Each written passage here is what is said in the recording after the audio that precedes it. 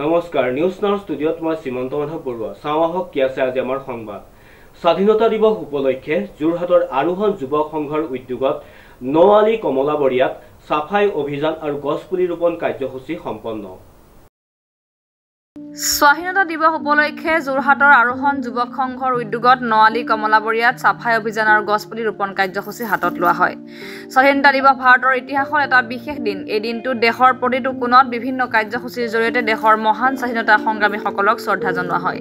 তেনে এটা মহান দিন উদযাপন উপলক্ষে যোৰহাটৰ আৰোহণ যুৱ সংঘৰ উদ্যোগত নৱালী কমলাবৰীয়াত সাফাই অভিযান আৰু গছপুলি ৰোপণৰ কাৰ্যসূচী গ্ৰহণ কৰা হৈছে। এই পদক্ষেপ সকলোৰে বাবে অনুকৰণীয় আৰু সমাজৰ প্ৰতি সজাগ আৰু দায়িত্বশীল মনোভাৱৰ প্ৰতিফলন। সাফাই অভিযান আৰু গছপুলি ৰোপণৰ কাৰ্যসূচীৰ মূল উদ্দেশ্য আছিল পৰিৱেশৰ সংৰক্ষণ আৰু জনসাধাৰণৰ মাজত সজাগতা বৃদ্ধি কৰা। সাফাই অভিযানৰ জৰিয়তে যুৱ সংঘই পৰিষ্কাৰ পৰিৱেশৰ প্ৰয়োজনীয়তা আৰু ইয়াৰ গুৰুত্বৰ বিষয়ে সজাগতা বৃদ্ধি কৰাৰ প্ৰচেষ্টা কৰিছে।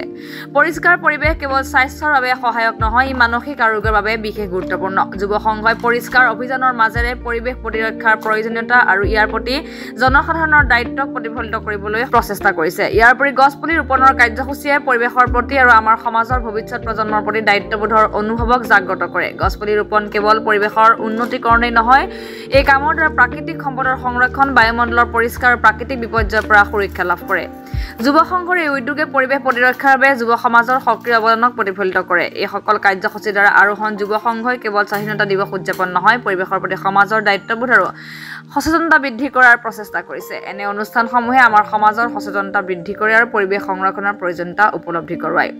ইয়াৰ লগতে এনে কাৰ্যসূচীয়ে সমাজৰ সকলো স্তৰৰ লোকক পৰিৱেশ সংৰক্ষণ আৰু সামাজিক দায়িত্ব পালনৰ ক্ষেত্ৰত অংশগ্ৰহণ কৰিবলৈ উৎসাহিত কৰে। স্বাধীনতা দিৱস উদযাপন আৰু সমাজৰ বাবে দায়িত্ববোধৰ মাজত এক সুন্দৰ সমন্বয় সাধন কৰাৰ এই প্ৰচেষ্টাই আমাৰ সমাজৰ প্ৰতি আৰোহণ যুৱ সংঘৰ সজাগতা আৰু পৰিৱেশ সংৰক্ষণৰ প্ৰতি সতৰ্ক দৃষ্টিভংগীক স্পষ্ট কৰি তুলিছে। ইপিনে এনে কাৰ্যসূচীয়ে ভাৰতৰ ৭৮ সংখ্যক স্বাধীনতা দিৱস উদযাপনক অধিক অৰ্থপূৰ্ণ কৰি তুলিছে। যুৱ সংঘৰ এনে প্ৰচেষ্টাই নতুন প্ৰজন্মৰ মাজত পৰিৱেশ প্ৰতিৰক্ষাৰ গুৰুত্ব বুজাই দিয়ে আৰু ইয়াক সামাজিক দায়িত্বৰ অংশ হিচাপে গ্ৰহণ কৰিবলৈ আহ্বান জনায়।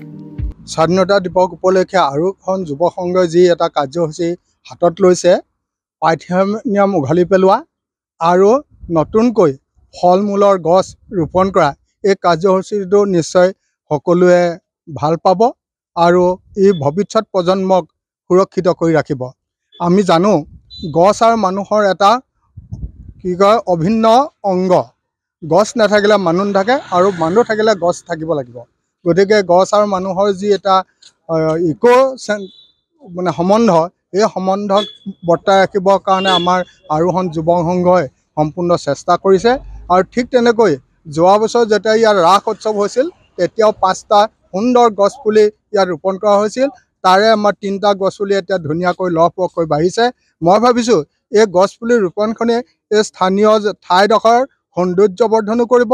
ইয়াৰ পৰা নিৰ্গত যি বায়ু, সেই বায়ুৰ পৰা আমাৰ বায়ুৰ যিটো প্ৰদূষণ, সি নাশ কৰিব আৰু ভৱিষ্যত প্ৰজন্মক এইদৰে গছপুলি ৰোৱাৰ যি আদৰ্শ, সেই আদৰ্শ বৰ্তাই ৰাখিব বুলি মই ধাৰণা কৰিছোঁ আৰু আৰোহণ যুৱ সংঘলৈ পুনৰ ধন্যবাদ জনাই মোৰ বক্তব্য সামৰণি মাৰিছোঁ। এই 15 আগষ্ট উপলক্ষে আমাৰ আৰোহণ যুৱ সংঘৰ উদ্যোগত এটা চাফাই অভিযান আৰু গছপুলি ৰোপণ কাৰ্যসূচী হাতত লোৱা হৈছিলে।